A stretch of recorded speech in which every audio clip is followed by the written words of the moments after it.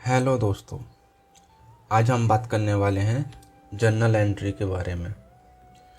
देखिए, journal entry चाहे आप क्लास 11th में हो, क्लास 12th में हो, बीकॉम कर रहे हों, एमकॉम कर रहे हों, सीए कर रहे हों, सीएस कर रहे हों या सीएमए कर रहे हों, अकाउंट्स में सबसे बेसिक और सबसे इम्पोर्टेंट अगर कोई कंसेप्ट है तो वो है जर्नल एंट्री। तो चलिए शुरू करते हैं। जर्नल एंट्री क्या होती है? जर्नल एंट्री एक हमारा अकाउंटिंग का फर्स्ट स्टेप होता है, जिसमें हम ट्रांजैक्शंस को क्रोनोलॉजिकल वे में रिकॉर्ड करते हैं। जर्नल एंट्री हमारी डबल एंट्री सिस्टम को फॉलो करती है। इसका मतलब अगर हम एक अकाउंट को डेबिट कर रहे हैं तो हम दूसरे अकाउंट को क्रेडिट करेंगे। जर्नल एंट्री समझने के लिए हमें 3 गोल्डन रूल को समझना पड़ता है, जो कि है personal account, real account and nominal account. अब चलिए बारी बारी इन तीनों को समझते हैं। सबसे पहले पर्सनल अकाउंट क्या होता है? पर्सनल अकाउंट का मतलब है account of a individual. Individual माने जैसे कि राम हो गया, श्याम हो गया, मैं हो गया, आप हो गए, या बिजनेस का ओनर हो गया। अकाउंट ऑफ अ फर्म है, फॉर एग्जांपल के लिए मान लीजिए पार्टनरशिप फर्म हो गई। अकाउंट ऑफ अ कंपनी जैसे कि रिलायंस लिमिटेड हो गई, या फिर इंस्टीट्यूशन जैसे कि एसबीआई अकाउंट। ये सब पर्सनल अकाउंट में आते हैं। अब हम बात करते हैं कि हमारे पर्सनल अकाउंट के रूल्स क्या होते हैं। तो इसका रूल्स है debit the receiver, credit the giver. दोबारा बोलता हूँ, पर्सनल अकाउंट का रूल है debit the receiver, credit the giver.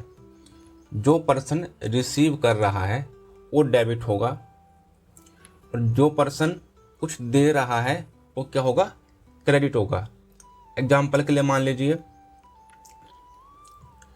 हमने 5,000 रुपये राहुल को दिए।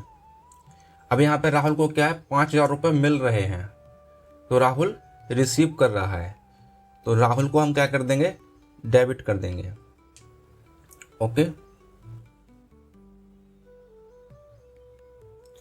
अब हम बात करते हैं अकाउंट नंबर 2 यानी रूल नंबर 2 की, वो है रियल अकाउंट। रियल अकाउंट में क्या होता है? हमारे असेट्स की अकाउंटिंग होती है। अब हमारे असेट्स क्या होते हैं? फॉर एग्जांपल असेट्स हमारे हैं जिनकी हमें कुछ फ्यूचर में इकोनॉमिक वैल्यू होती है, प्लस उसे कंपनी ओन करती है।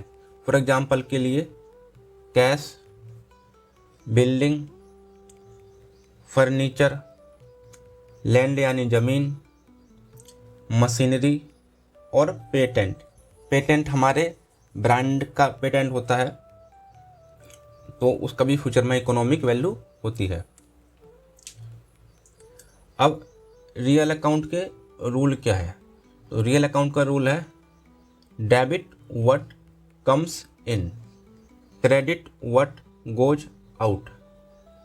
मैं दोबारा बोलता हूँ, debit what comes in, credit what goes out. इसका मतलब जब कोई असेट हमारे पास आता है तो हम उसको डेबिट कर देते हैं, जब कोई असेट हमारे यहाँ से जाता है तो हम उसको क्रेडिट कर देते हैं। एक एग्जाम्पल से समझते हैं। मान लीजिए हमने एक मशीनरी बाय करी है 50,000 की कैश में। अब देखिए, मशीनरी भी एक असेट है और कैश भी एक असेट है। तो अब मशीनरी बाय करी है यानी हमने परचेस करी है, तो मशीनरी हमारे पास आ रही है। अगर मशीनरी आ रही है तो रूल क्या है? Debit what comes in. तो मशीनरी आ रही है तो ये डेबिट हो जाएगी। अब हमारे यहाँ से कैश जा रहा है और कैश भी रियल अकाउंट है, तो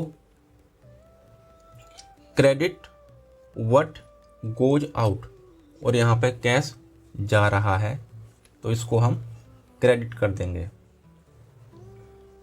अब हम बात करते हैं नॉमिनल अकाउंट के बारे में। नॉमिनल अकाउंट में हम अपने इनकम, एक्सपेंस, लॉसेस और गेन्स को रिकॉर्ड करते हैं। नॉमिनल अकाउंट का रूल क्या होता है? इसका रूल है debit all the expenses and losses, credit all the incomes and gains. मैं दोबारा बोलता हूँ, debit all the expenses and losses, credit all the incomes and gains. मतलब जितने भी नुकसान हैं और जितने हमारे खर्चे हैं सबको हम डेबिट कर देंगे, जितने भी हमारे इनकम्स हैं और हमारे फ़ायदे हैं उन सबको हम क्रेडिट कर देंगे। हमारे एक्सपेंसेस क्या हो सकते हैं? फॉर एग्जांपल के लिए हमने सैलरी पे करी, कमीशन पे किया, रेंट पे किया, इलेक्ट्रिसिटी पे करी, परचेस किए, तो ये सब हमारे एक्सपेंसेस हो जाते हैं। अब इसका एक एग्जांपल देख लेते हैं। फॉर एग्जांपल के लिए मान लीजिए रेंट पेड ₹5,000। हमने रेंट पे किया है 5,000 का और रेंट हमारा क्या है? एक्सपेंस है, तो उसको हम डेबिट कर देंगे। अब ये एक मैंने प्रैक्टिकल क्वेश्चन रखा हुआ है ताकि हमको प्रॉपर समझ में आ सके, तो हम इसको भी करेंगे। लेकिन उससे पहले हम इसकी एक ये देखते हैं कि इसका फॉर्मेट कैसा होता है। तो देखिए, जनरल एंट्री में टोटल 1 2 3 4 5 कॉलम्स होती हैं। सबसे पहले हम इसमें डेट लिखेंगे कि कोई भी ट्रांजैक्शंस हो रही है तो उसकी डेट क्या है। फिर देन पार्टिकुलर्स कि हमने क्या परचेज़ किया, क्या सेल किया, उसके बारे में हमें लिखना है। LF इसका ज़्यादा यूज नहीं है, इसमें सिर्फ कुछ नंबर्स लिखते हैं, ओके, जो कि हमारे लेजर्स के नंबर होते हैं। फिर एक डेबिट अमाउंट और एक क्रेडिट अमाउंट। इस तरीके से हमारी एक जनरल एंट्री का फॉर्मेट होता है और लास्ट में टोटल आ जाता है। अब अभी जो मैं आपको ये जो मैंने क्वेश्चन दिखाया था, हम इसको एक बार प्रैक्टिस कर लेते हैं ताकि हमें एक कॉन्सेप्ट अच्छे से समझ में आ जाए।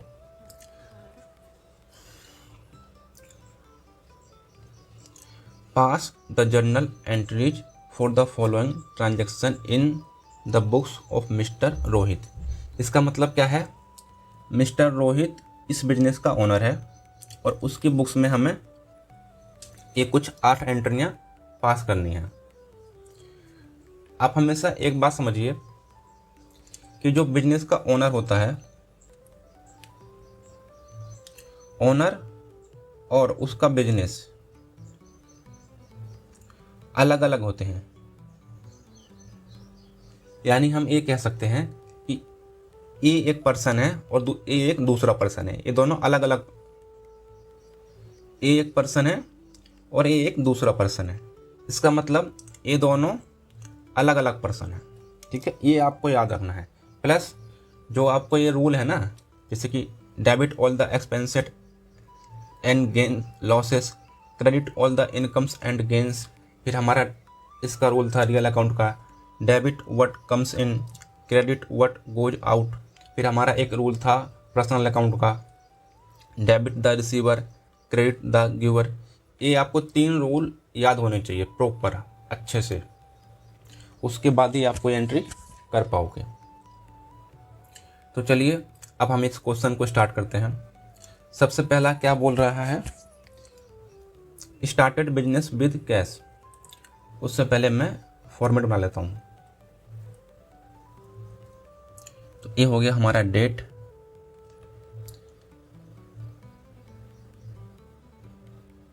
ये हमारा पार्टिकुलर्स, ये हमारा LF, ये हमारा डेबिट और ये हमारा क्रेडिट। फर्स्ट क्वेश्चन एंट्री थी started business with cash 1 lakh rupees. अब देखिए, मैंने कहा था बिजनेस अलग और उसका ओनर अलग।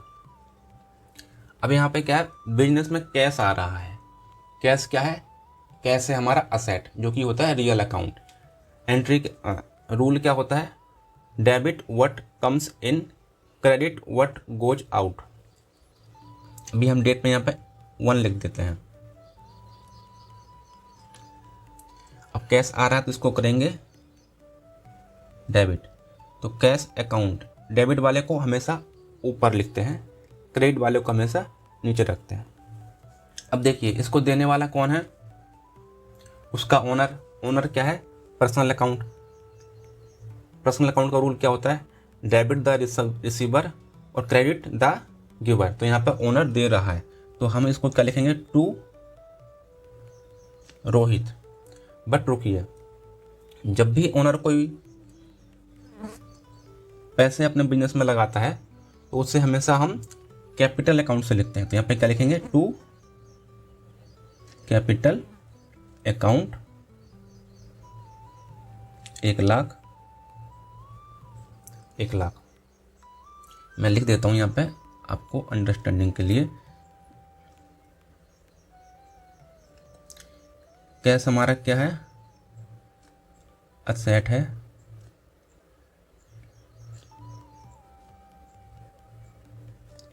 बिजनेस में आ रहा है तो उसको डेबिट कर देंगे।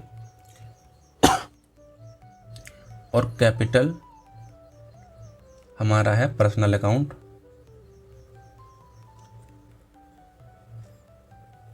और वो गिवर है तो उसको हम क्रिएट कर देंगे। Second entry, purchase furniture for ₹10,000। हमने 10,000 रुपये का फर्नीचर परचेज किया है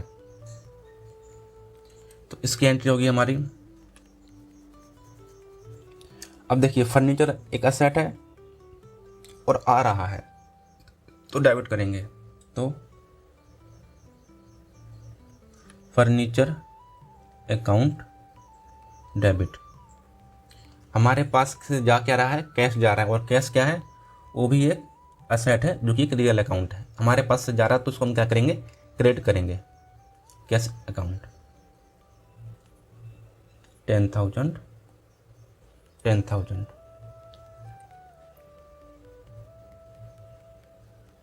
furniture asset real account come इन।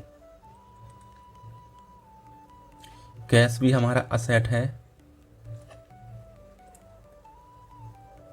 रियल अकाउंट है, गोज आउट है। मतलब फर्नीचर आ रहा है तो डेबिट, कैश जा रहा है तो क्रेडिट, क्योंकि दोनों ही हमारे रियल अकाउंट हैं। Third entry, purchase goods from Mohan on credit ₹15,000। हमने मोहन से गुड्स परचेस करे हैं उधार में, ठीक है। अब देखिए यहाँ पे एंट्री नंबर हम थर्ड सॉरी, हमने सबसे पहले परचेस किया है। तो परचेस हमारे लिए क्या है, खर्चा। जब भी हम गुड्स परचेस करने की बात करते हैं तो हमारे लिए खर्चा होता है। तो मैंने क्या बोला, एक्सपेंस हमारे हमेशा डेबिट होते हैं, क्योंकि ये कौन सा अकाउंट है, नॉमिनल अकाउंट।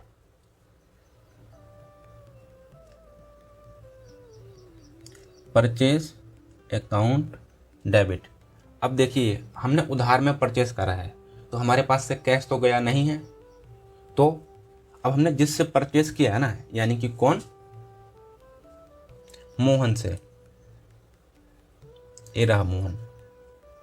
अब मोहन कोई एक पर्सन है, इंडिविजुअल है, तो पर्सनल अकाउंट का तो कौन सा अकाउंट आएगा इसमें, पर्सनल अकाउंट। उसका रूल क्या होता है, क्रेडिट द गिवर। तो हम लिखेंगे टू मोहन। जिसको भी हम टू के बाद लिखते हैं इसका मतलब है वो क्रेडिट है। अपना अमाउंट था 15,000 का। ओके, मैं इसका लिख देता हूं, परचेस गुड्स करी हैं जो कि हमारा एक्सपेंस है, कौन सा अकाउंट लगेगा, नॉमिनल अकाउंट।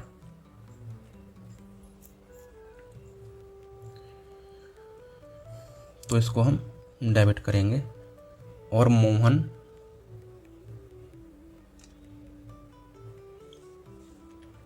हमारा पर्सनल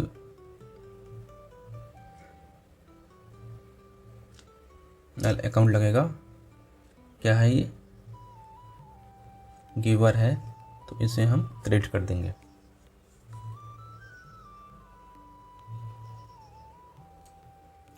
अब fourth entry, sold goods to Ramesh for cash 8,000 rupees. जिस तरह मैंने बोला कि गुड्स परचेज करना हमारा एक्सपेंस होता है, उसी तरह गुड्स को सेल करना हमारी इनकम्स होते हैं। तो इनकम्स वो क्या है, इनकम हमारी क्रेडिट होती है। Debit all the expense and losses, income credit all the incomes and gains. तो यहाँ पे इनकम्स हैं तो हम क्या करेंगे, इसको क्रेडिट कर देंगे। टू सेल, अब देखिए हमने जब सेल किया तो हमारे पास क्या है, हमारे पास कैश आ रहा है। देखिए यहाँ पे लिखा कैश। कैश क्या होता है, हमारा real account. Debit what comes in, यहाँ पे कैश आ रहा है तो हम उसको डेबिट कर देंगे। अमाउंट रहेगा अपना 8,000।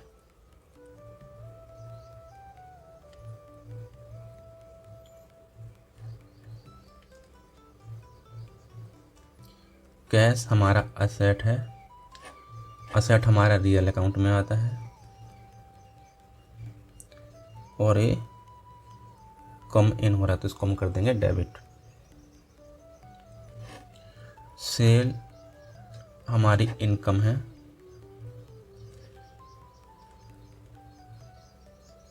नॉमिनल अकाउंट में आती है, तो इसको हम कर देंगे क्रेडिट। फिफ्थ एंट्री देखते हैं।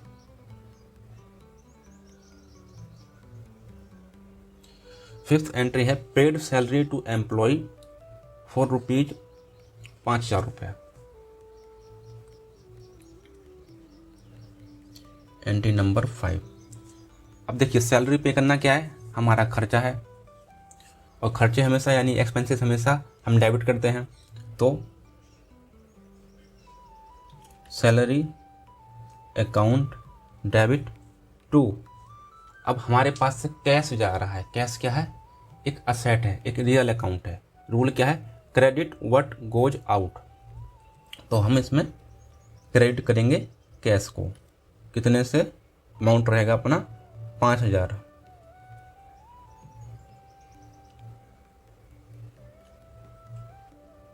लॉजिक ये रहा, सैलरी हमारा एक्सपेंस है, नॉमिनल अकाउंट लग जाएगा।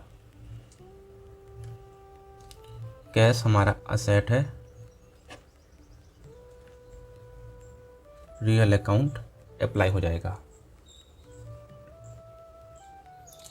देन आता है receive commission of rupees 2,000 rupees. Commission receive होना क्या है, एक इनकम है।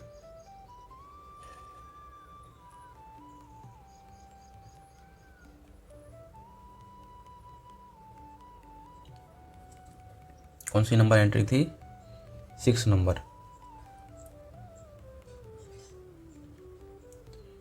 तो अब देखिए रिसीव कमीशन ऑफ रुपीज 2,000, यहाँ पे हमारे पास कैश आ रहा है और कैश हमारा असेट है, तो क्या होगा, डेबिट करेंगे उसको। Cash account debit.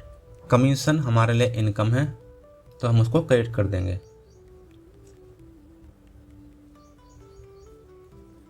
$2,000 से। लॉजिक रहेगा हमारा cash asset real account, commission receive है हमारा इनकम,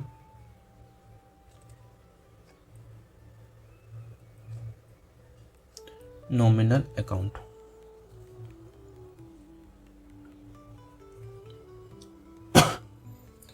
हमारी नेक्स्ट एंट्री है paid 3,000 to Mohan in cash. हमने मोहन को 3,000 रुपीज दिए हैं इन कैश में। कैश हमारे पास से जा रहा है और मोहन रिसीवर है। Mohan account debit to cash.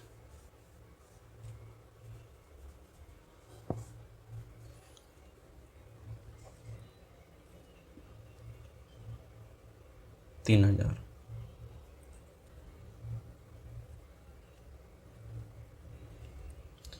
Logic क्या है? मोहन हमारा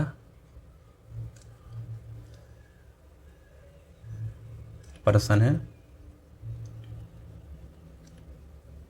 और ये रिसीवर है। कैश हमारा असेट है, रियल अकाउंट है, गोज आउट, जा रहा है हमारे यहाँ से कैश, तो क्रेडिट कर दिया हमने। लास्ट है पेड रेंट 2,000।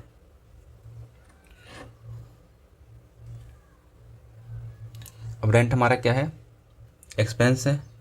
एक्सपेंस कौन सा अकाउंट लगता है? Nominal account. उसमें हम क्या करते हैं? एक्सपेंस को डेबिट करते हैं। तो रेंट अकाउंट को हम डेबिट कर देंगे। क्रेडिट करेंगे हम कैश को, क्योंकि हमारे पास से कैश जा रहा है। कितना था? 2,000 रुपये।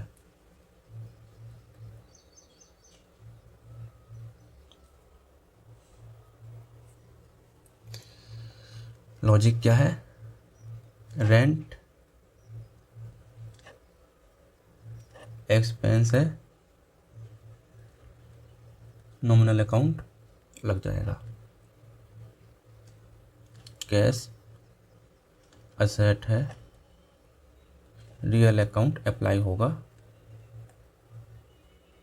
गोज आउट है तो हम उसको क्रेडिट करेंगे। चलिए, अब हमने ये एंट्रियाँ समझ ली हैं। अब मैं आपको बताता हूँ कि आपको एंट्रियाँ करनी कैसे हैं। तो देखिए, सबसे पहले आपको किसी भी एंट्री में 2 अकाउंट पता करने हैं। फॉर एग्जाम्पल के लिए एंट्री नंबर फर्स्ट में है एक तो कैश और एक उसने जो बिजनेस स्टार्ट किया यानी कि कैपिटल अकाउंट। एंट्री नंबर 2 में है हमारे पास एक फर्नीचर आ रहा है, बदले में कैश जा रहा है, मतलब 2 अकाउंट हो गए।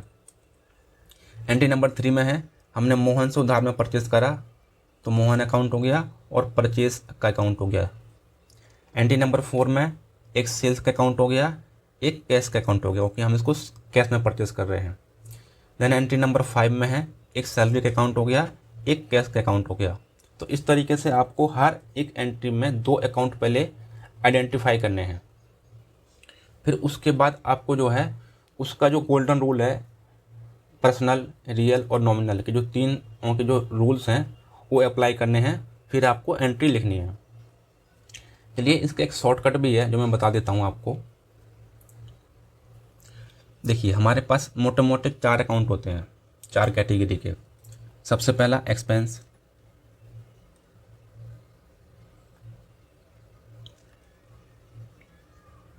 यहाँ डेबिट है, यहाँ क्रेडिट है। अगर एक्सपेंस हमारे बढ़ रहे हैं तो हम डेबिट कर देंगे, अगर एक्सपेंस कम हो रहे हैं तो क्रेडिट कर देंगे।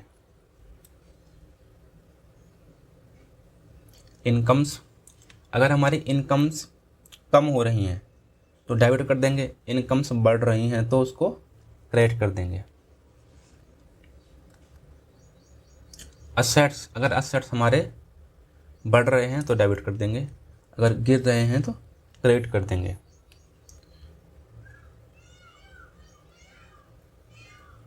लायबिलिटीज, अगर लायबिलिटीज बढ़ रही हैं तो उनको हम करेंगे क्रेडिट, अगर लायबिलिटीज घट रही हैं तो उनको हम करेंगे डेबिट। अगर आप ऐसे भी याद रखना चाहो तो ऐसे भी याद रख सकते हो। दोनों तरीके से जो है आपका आंसर सेम आएगा। ठीक है, तो चलिए हम आज की क्लास यहीं ख़त्म करते हैं। बाय बाय, टाटा, धन्यवाद।